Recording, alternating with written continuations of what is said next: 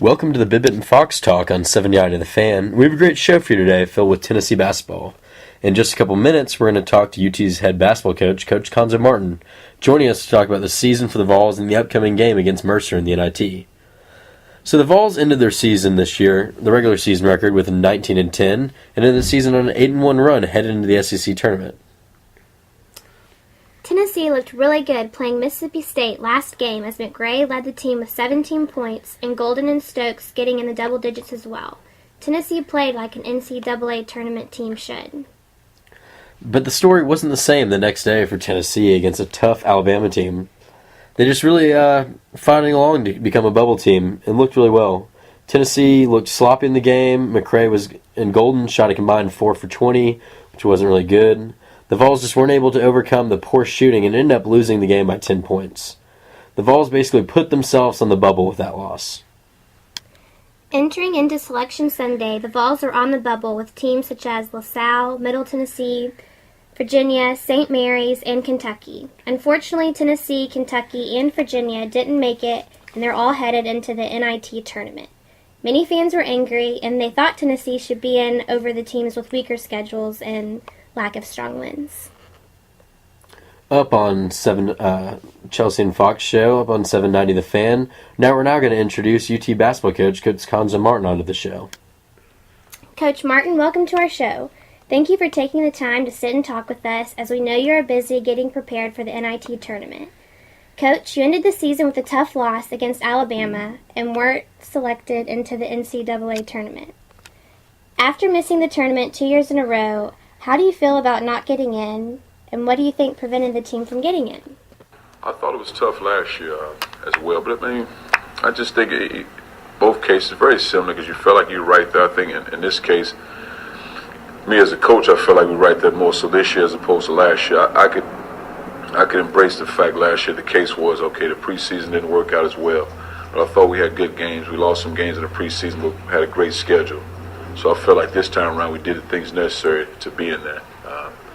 But once again, you're talking about 3 straight years in the SEC, and your second place team doesn't get in the tournament, just out of, Then you're talking about a team that finished 5th, 11-7 in the league doesn't get in the tournament. So I wish I knew. It's unfortunate. I would say a lack of respect more than anything. We got a second place team at this level.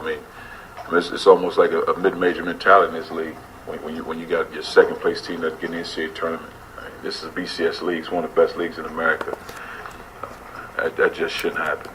And I don't think that's a case of lack of scheduling, not playing shot. I don't think that's the case at all. Because when you make the statement on national TV, well, Tennessee down the stretch, maybe they didn't play.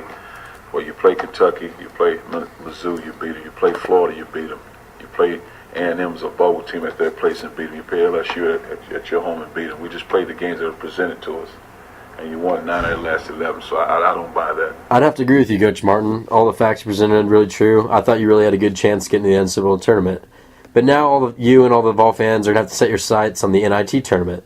The Vols are a 2 seed in the NIT, as you know, and are scheduled to play Mercer.